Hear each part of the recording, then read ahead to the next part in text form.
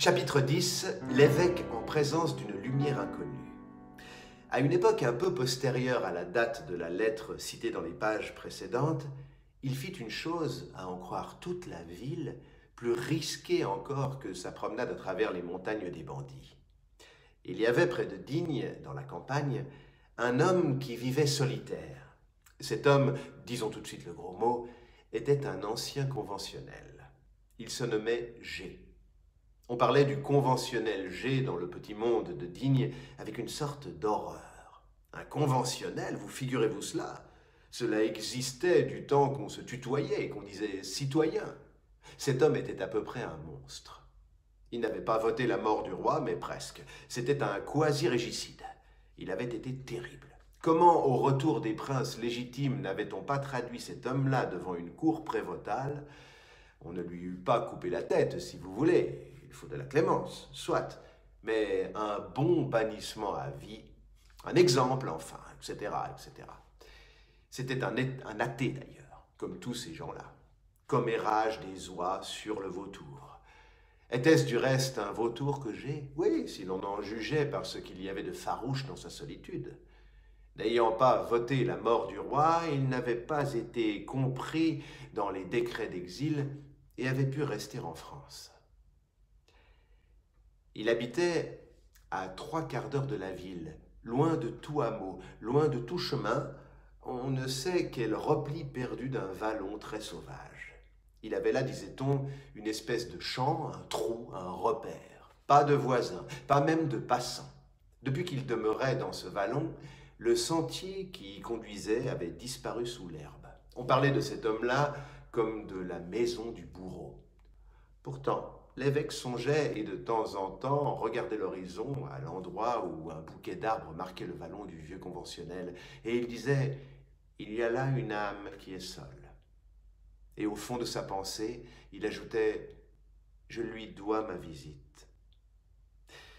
Mais avouons-le, cette idée, au premier abord naturelle, lui apparaissait, après un moment de réflexion, comme étrange et impossible, et presque repoussante, car au fond, il partageait l'impression générale, et le conventionnel lui inspirait, sans qu'il s'en rendît clairement compte, ce sentiment qui est comme la frontière de la haine et qu'exprime si bien le mot éloignement. Toutefois, la gale de la brebis doit-elle faire reculer le pasteur? Non. Mais quelle brebis? Le bon évêque était perplexe. Quelquefois, il allait de ce côté-là, puis il revenait. Un jour, enfin, le bruit se répandit dans la ville qu'une façon de jeune pâtre qui servait le conventionnel G dans sa bauge était venu chercher un médecin, que le vieux scélérat se mourait, que la paralysie le gagnait et qu'il ne passerait pas la nuit. « Dieu merci », ajoutaient quelques-uns. L'évêque prit son bâton, mit son par-dessus à cause de sa soutane un peu trop usée, comme nous l'avons dit, et aussi à cause du vent du soir qui ne devait pas tarder à souffler, et partit. Le soleil déclinait et touchait presque à l'horizon quand l'évêque arriva à l'endroit excommunié. Il reconnut avec un certain battement de cœur qu'il était près de la tanière. Il enjamba un fossé, franchit une haie, leva un échalier, entra dans un courtil délabré, fit quelques pas assez hardiment, et tout à coup, au fond de la friche, derrière une haute broussaille, il aperçut la caverne. C'était une cabane toute basse, indigente, petite et propre, avec une treille clouée à la façade. Devant la porte, dans une vieille chaise à roulettes, fauteuil du paysan, il y avait un homme en cheveux blancs qui souriait au soleil. Près du vieillard assis se tenait debout un jeune garçon, le petit pâtre. Il tendait au vieillard une jatte de lait. Pendant que l'évêque regardait, le vieillard éleva la voix. « Merci, dit-il, je n'ai plus besoin de rien. » Et son sourire quitta le soleil pour s'arrêter sur l'enfant. L'évêque s'avança. Au bruit qu'il fit en marchant, le vieux homme assis tourna la tête et son visage exprima toute la quantité de surprise qu'on peut avoir après une longue vie. « Depuis que je suis ici, dit-il, voilà la première fois qu'on entre chez moi. Qui êtes-vous, monsieur ?» L'évêque répondit « Je me nomme Bienvenu Myriel. »« Bienvenu Myriel, j'ai entendu prononcer ce nom. Est-ce que c'est vous que le peuple appelle Monseigneur Bienvenu ?» C'est moi. Le vieillard reprit avec un demi-sourire. En ce cas, vous êtes mon évêque. Un peu. Entrez, monsieur. Le conventionnel tendit la main à l'évêque, mais l'évêque ne la prit pas. L'évêque se borna à dire « Je suis satisfait de voir qu'on m'avait trompé. Vous ne me semblez certes pas malade. »« Monsieur, répondit le vieillard, je vais guérir. » Il fit une pause et dit « Je mourrai dans 3 heures. » Puis il reprit « Je suis un peu médecin. Je sais de quelle façon la dernière heure vient. Hier, je n'avais que les pieds froids. Aujourd'hui, le froid a gagné les genoux. Maintenant, je le sens qui monte jusqu'à la ceinture. Quand il sera au cœur, je m'arrêterai. Le soleil est beau, n'est-ce pas? Je me suis fait rouler dehors pour jeter un dernier coup d'œil sur les choses. Vous pouvez me parler? Cela ne me fatigue point. Vous faites bien de venir regarder un homme qui va mourir. Il est bon que ce moment-là ait des témoins. On a des manies.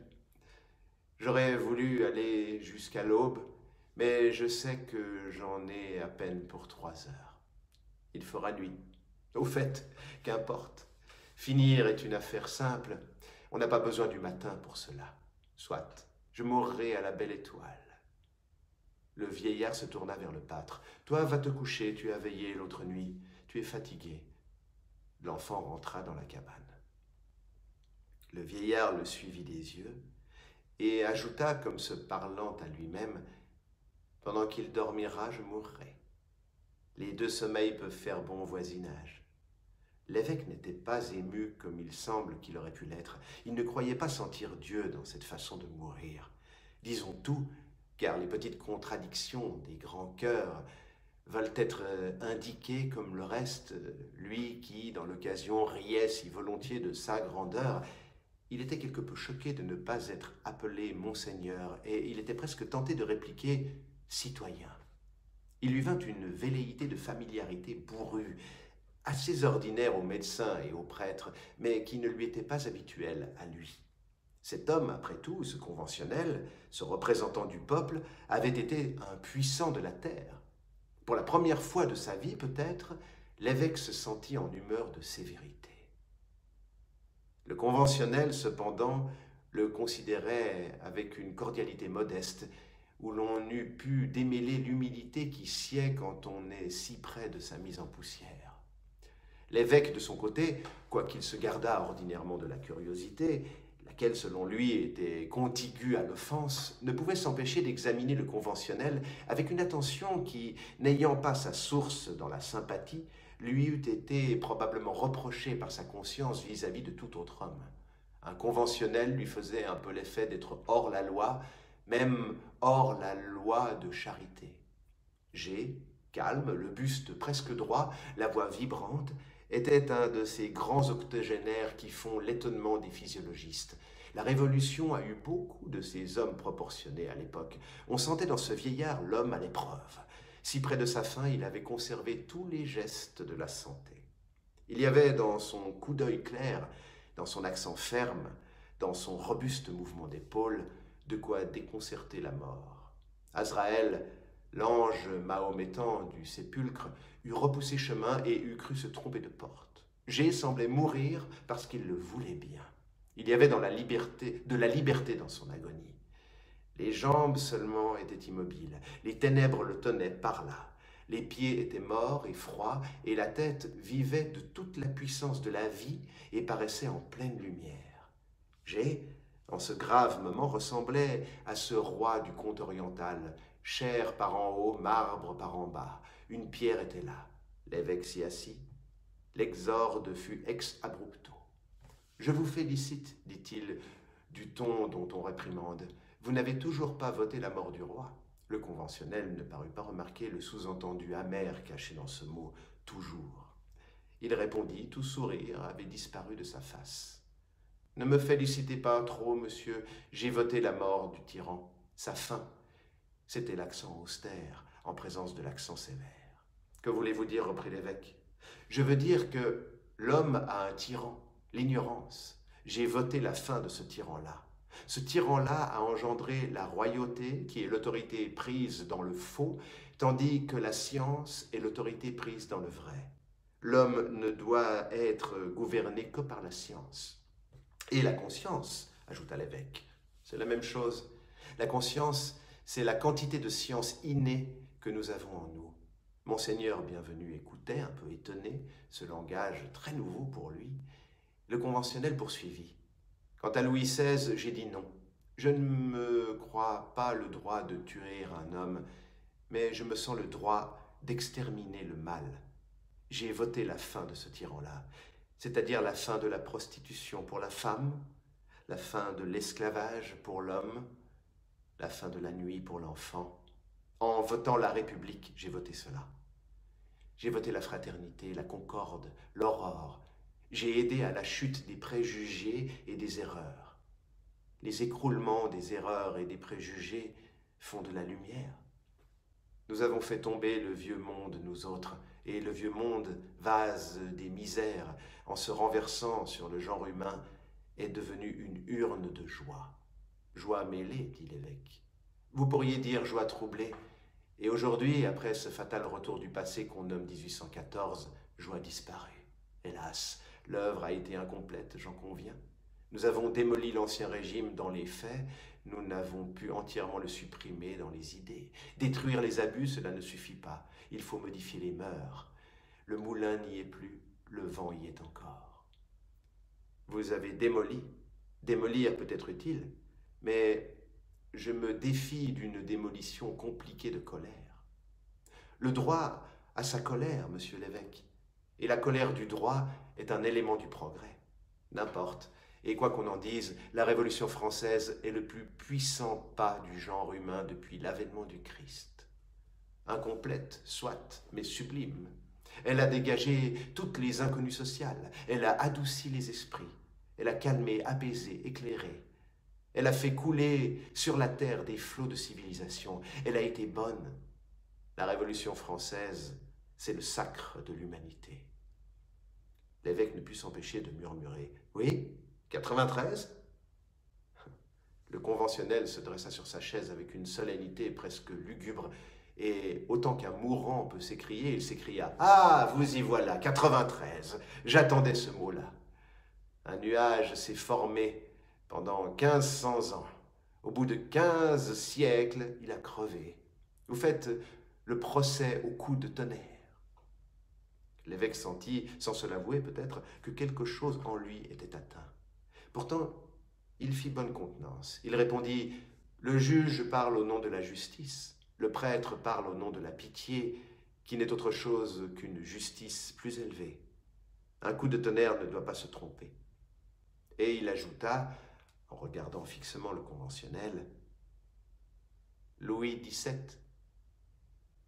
Le conventionnel étendit la main et saisit le bras de l'évêque. « Louis XVII ! Voyons, sur qui pleurez-vous? Est-ce sur l'enfant innocent? Alors soit, je pleure avec vous. Est-ce sur l'enfant royal? Je demande à réfléchir. Pour moi, le frère de Cartouche, enfant innocent, pendu sous les aisselles en place de grève jusqu'à ce que mort s'en suive, pour le seul crime d'avoir été le frère de Cartouche, n'est pas moins douloureux que le petit-fils de Louis XV, enfant innocent, martyrisé dans la tour du Temple pour le seul crime d'avoir été le petit-fils de Louis XV. Monsieur, dit l'évêque, je n'aime pas ces rapprochements de noms. Cartouche? Louis XV? Pour lequel des deux réclamez-vous? Il y eut un moment de silence. L'évêque regrettait presque d'être venu, et pourtant il se sentait vaguement et étrangement ébranlé. Le conventionnel reprit. « Ah, monsieur le prêtre, vous n'aimez pas les crudités du vrai. Christ les aimait, lui. Il prenait une verge et il époussetait le temple. Son fouet plein d'éclairs était un rude diseur de vérité. Quand il s'écriait « Sinite parvulos », il ne distinguait pas entre les petits-enfants. Il ne se fut pas gêné de rapprocher le dauphin de Barabbas du dauphin d'Hérode. Monsieur, l'innocence est sa couronne à elle-même. L'innocence n'a que faire d'être altesse. Elle est aussi auguste déguenillée que fleur de lysée. C'est vrai, dit l'évêque à voix basse. J'insiste, continua le conventionnel G. Vous m'avez nommé Louis XVII, entendons-nous. Pleurons-nous sur tous les innocents, sur tous les martyrs, sur tous les enfants, sur ceux d'en bas comme sur ceux d'en haut? J'en suis. Mais alors, je vous l'ai dit, il faut remonter plus haut que 93. Et c'est avant Louis XVII qu'il faut commencer nos larmes. Je pleurerai sur les enfants des rois avec vous, pourvu que vous pleuriez avec moi sur les petits du peuple. Je pleure sur tous, dit l'évêque. Également, s'écria G. Et si la balance doit pencher, que ce soit du côté du peuple. Il y a plus longtemps qu'il souffre. Il y eut encore un silence. Ce fut le conventionnel qui le rompit. Il se souleva sur un coude, prit entre son pouce et son index replié un peu de sa joue, comme on fait machinalement lorsqu'on interroge et qu'on juge, et interpella l'évêque avec un regard plein de toutes les énergies de l'agonie. Ce fut presque une explosion. Oui, monsieur, il y a longtemps que le peuple souffre. Et puis, tenez, ce n'est pas tout cela. Que venez-vous me questionner et me parler de Louis XVII? Je ne vous connais pas, moi. Depuis que je suis dans ce pays, j'ai vécu dans cet enclos, seul, ne mettant pas les pieds dehors, ne voyant personne que cet enfant qui m'aide. Votre nom est, il est vrai, arrivé confusément jusqu'à moi, et je dois le dire, pas très mal prononcé. Mais cela ne signifie rien. Les gens habiles ont tant de manières d'en faire accroître à ce brave bonhomme de peuple. À propos, je n'ai pas entendu le bruit de votre voiture. Vous l'aurez sans doute laissé derrière les taillis, là-bas, à l'embranchement de la route. Je ne vous connais pas, vous dis-je. Vous m'avez dit que vous étiez l'évêque, mais cela ne me renseigne point sur votre personne morale. En somme, je vous répète la question. Qui êtes-vous? Vous êtes un évêque, c'est-à-dire un prince de l'Église, un de ces hommes dorés, armoriés, rentés, qui ont de grosses prébendes, l'évêché de Digne, 15 000 francs de fixe, 10 000 francs de casuel, total 25 000 francs, qui ont des cuisines, qui ont des livrées, qui font bonne chère et qui mangent des poules d'eau le vendredi, qui se pavanent laquais devant, laquais derrière, en bernil de gala et qui ont des palais et qui roulent carrosse au nom de Jésus-Christ qui allait pieds nus. Vous êtes un prélat, rente, palais, chevaux, valets, bonne table, toutes les sensualités de la vie. Vous avez cela comme les autres, et comme les autres vous en jouissez, c'est bien. Mais cela en dit trop ou pas assez. Cela ne m'éclaire pas sur votre valeur intrinsèque et essentielle à vous, qui venez avec la prétention probable de m'apporter de la sagesse. À qui est-ce que je parle? Qui êtes-vous? L'évêque baissa la tête et répondit « Vermis sum ». Un ver de terre en carrosse, grommela le conventionnel. C'était le tour du conventionnel d'être hautain et de l'évêque d'être humble. L'évêque reprit avec douceur « Monsieur, soit. Mais expliquez-moi en quoi mon carrosse, qui est là, à 2 pas, derrière les arbres, en quoi ma bonne table et les poules d'eau que je mange le vendredi, en quoi mes 25 000 livres de rente, en quoi mon palais et mes laquais prouvent que la pitié n'est pas une vertu, que la clémence n'est pas un devoir, et que 93 n'a pas été inexorable. » Le conventionnel passa la main sur son front comme pour en écarter un nuage. Avant de vous répondre, dit-il, je vous prie de me pardonner. Je viens d'avoir un tort, monsieur. Vous êtes chez moi. Vous êtes mon hôte. Je vous dois courtoisie. Vous discutez mes idées. Il sied que je me borne à combattre vos raisonnements. Vos richesses et vos jouissances sont des avantages que j'ai contre vous dans le débat, mais il est de bon goût de ne pas m'en servir. Je vous promets de ne plus en user. Je vous remercie, dit l'évêque. J'ai repris. Revenons à l'explication que vous me demandiez. Où en étions-nous? Que me disiez-vous? Que 93 a été inexorable? Inexorable, oui, dit l'évêque. Que pensez-vous de Marat battant des mains à la guillotine? Que pensez-vous de Bossuet chantant le Te Deum sur les dragonnades? La réponse était dure, mais elle allait au but avec la rigidité d'une pointe d'acier. L'évêque en tressaillit. Il ne lui vint aucune riposte, mais il était froissé de cette façon de nommer Bossuet. Les meilleurs esprits ont leur fétiche, et parfois se sentent vaguement meurtris des manques de respect de la logique. Le conventionnel commençait à halter. L'asthme de l'agonie qui se mêle au dernier souffle lui entrecoupait la voix. Cependant, il avait encore une parfaite lucidité d'âme dans les yeux. Il continua. « Disons encore quelques mots çà et là, je veux bien. En dehors de la révolution qui, prise dans son ensemble, est une immense affirmation humaine, 93, hélas, est une réplique. Vous le trouvez inexorable? Mais toute la monarchie, monsieur. Carrier est un bandit, mais quel nom donnez-vous à Montrével? Fouquier-Tinville est un gueux, mais quel est votre avis sur Lamoignon-Baville? Maillard est affreux, mais Saune-Tavannes, s'il vous plaît. Le père Duchesne est féroce, mais quelle épithète m'accorderez-vous pour le père Letellier? Jourdan Coupe-Tête est un monstre, mais moindre que monsieur le marquis de Louvois.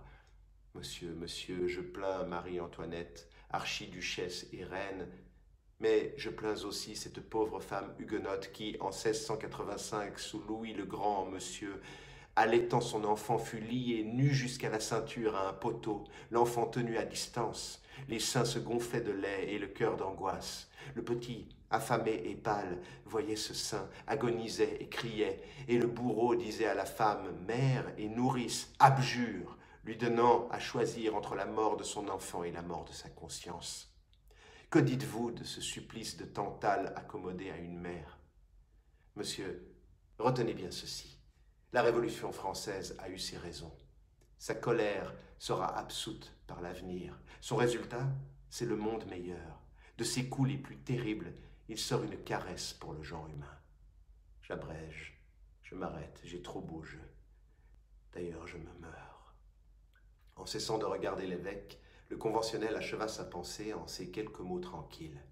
Oui, les brutalités du progrès s'appellent révolution. Quand elles sont finies, on reconnaît ceci, que le genre humain a été rudoyé, mais qu'il a marché. Le conventionnel ne se doutait pas qu'il venait d'emporter successivement l'un après l'autre tous les retranchements intérieurs de l'évêque. Il en restait un pourtant, et de ce retranchement, suprême ressource de la résistance de Monseigneur Bienvenu, sortit cette parole où reparut presque toute la rudesse du commencement. Le progrès doit croire en Dieu. Le bien ne peut pas avoir de serviteur impie. C'est un mauvais conducteur du genre humain que celui qui est athée. Le vieux représentant du peuple ne répondit pas. Il eut un tremblement. Il regarda le ciel et une larme germa lentement dans ce regard. Quand la paupière fut pleine, la larme coula le long de sa joue livide et il dit, presque en bégayant, bas et se parlant à lui-même, l'œil perdu dans les profondeurs, « Oh toi, ô idéal, toi seul existes. » L'évêque eut une sorte d'inexprimable commotion. Après un silence, le vieillard leva un doigt vers le ciel et dit, « L'infini est là, il est là. Si l'infini n'avait pas de moi, le moi serait sa borne. Il ne serait pas infini. En d'autres termes, il ne serait pas. Or, il est. Donc, il a un moi.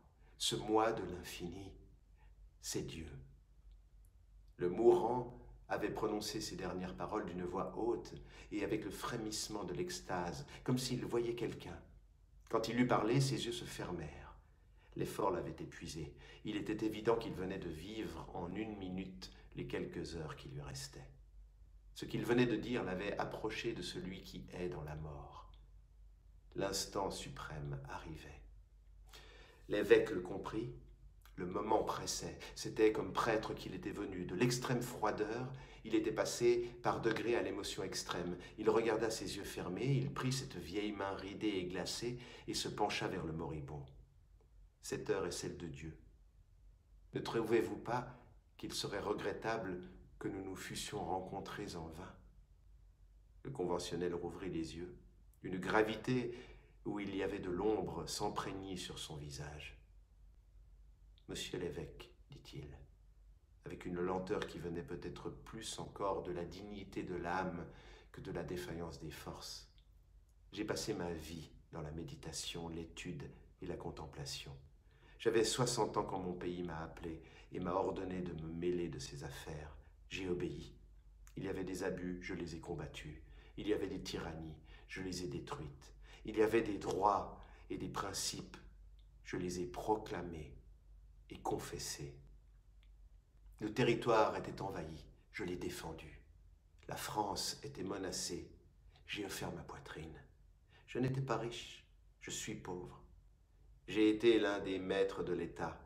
Les caves du trésor étaient encombrées d'espèces au point qu'on était forcé d'étançonner les murs, prêts à se fendre sous le poids de l'or et de l'argent. Je dînais rue de l'Arbre Sec à 22 sous par tête. J'ai secouru des opprimés. J'ai soulagé les souffrants. J'ai déchiré la nappe de l'autel, c'est vrai, mais c'était pour panser les blessures de la patrie. J'ai toujours soutenu la marche en avant du genre humain vers la lumière et j'ai résisté quelquefois au progrès sans pitié. J'ai, dans l'occasion, protégé mes propres adversaires, vous autres. Et il y a à Peteghem, en Flandre, à l'endroit même où les rois mérovingiens avaient leur palais d'été, un couvent d'urbanistes, l'abbaye de Saint-Clair en Beaulieu, que j'ai sauvé en 1793. J'ai fait mon devoir selon mes forces et le bien que j'ai pu.